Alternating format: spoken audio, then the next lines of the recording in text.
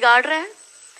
25 से 35 साल की शादीशुदा महिलाओं को बिगाड़ने का काम एकता कपूर जैसी महिलाएं अपनी टीवी सीरियल के माध्यम से करती है।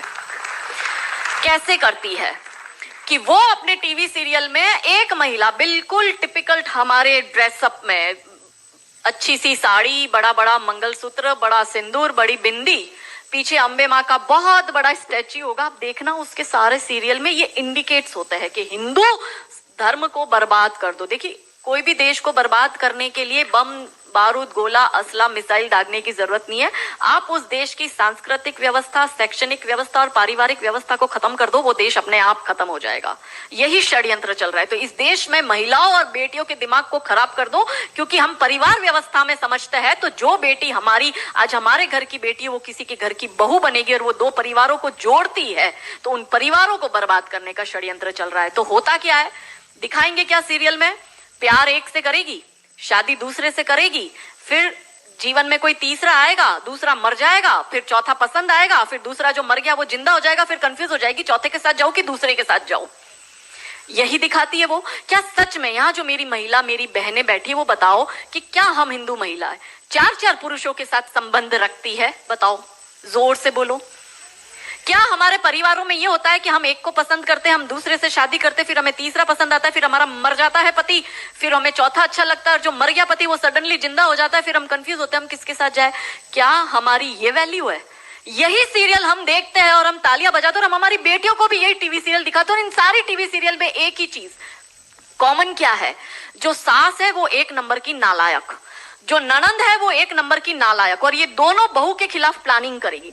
तो अब जो वनरेबल बेटी अपनी माँ के साथ वो टीवी सीरियल देख रही है, उसका दिमाग कैसे खराब होता है, उसको पहले से ही, जैसे अनकॉन्शियस माइंड में चीजें कैसे काम करती है, उसको दिमाग में पहले ही बैठ जाएगा कि मेरी सास भी मुझे ऐसी ही मिलेगी।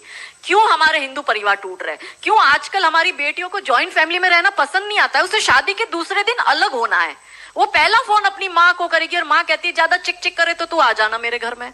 हमारे माता पिता ने हमें ये सिखाया था कि तेरी डोली उठ रही है, तू इस घर में वापस तभी आएगी जब तुझे प्यार से आना है, तू तेरी अर्थी वहीं से ही उठेगी, हमें तेरी घर में एंट्री नहीं देंगे। ये हमें बचपन में सिखा दिया गया था। इसलिए आज भी हम जॉइंट फैमिली में रहते हैं, हम ससुराल में रहते हैं। भारतीय सांस्कृतिक व्यवस्था, पारिवारिक व्यवस्था को हमने बनाए रखा है। फिर एकता कपूर क्या करेगी? अनुपमा जैसी सीरियल में, ये एक ऐसी सीरियल है इसमें इतने ब्रेकअप और इतने डिवोर्स दिखा दिए कि इतने तो मुझे लगता है यहाँ जितनी मेरी बहनें और जितने मेरे भाई बैठे, इनके जान पहचान परिवार पूरे खानदान में नहीं हुए होंगे, इतने उस एक सीरियल में दिखाए। अब हमारी बेटी जो वहां जाती है उसको लगता है मेरी ननंद नालायक, मेरी सास नालायक। इसलिए अब देखो सास बहू में निपटी नहीं।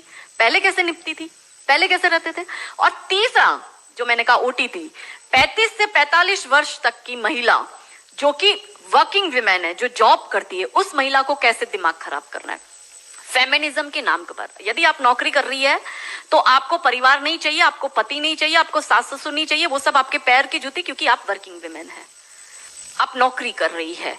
और एक हाथ में दारू का ग्लास, दूसरे हाथ से सिगरेट फूको, अंग्रेजी में बड़ी बड़ी गालियां बको और आप अपने आप को फेमिनिस्ट कहो। क्या ये फेमिनिज्म है? ये फिल्म क्यों नहीं बनाते नायिका देवी पर, दुर्गावती पर, रानी कमलावती पर, रानी चिन्नम्मा पर, रानी अब्बका पर, रानी लक्ष्मीबाई पर?